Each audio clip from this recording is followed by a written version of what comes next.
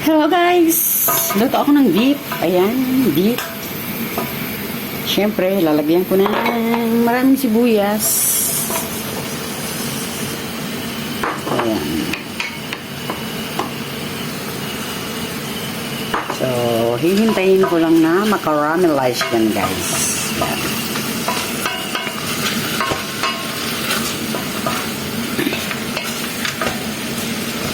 Sama-sama na yan dyan. Simpleng luto guys, hindi na ako dyan naglagay ng mantika o ng oil. Lagyan ko ng dark sauce, and then light sauce,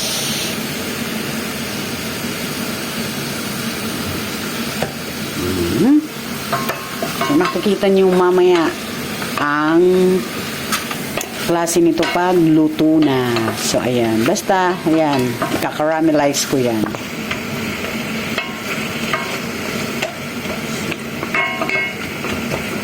Pagkain niya ng mga amo. Pagkain na namin lahat guys. Tapos mamaya lalagyan ko siya ng bulgogi sauce. Sarap yan. Ganyan lang yan guys, kasimple. Ayan guys, lalagyan ko siya ng tubig para lumambot, maging tender and juicy siya.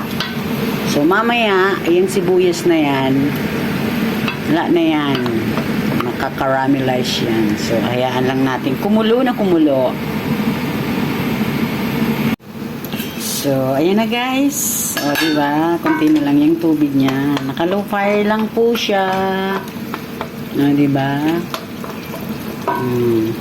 Ganyan lang. Tapos,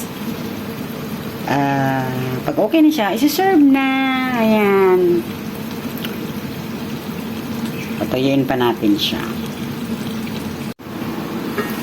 So, ayan na guys. Kung mapapansin nyo, nag-caramelize na po siya. Ayan.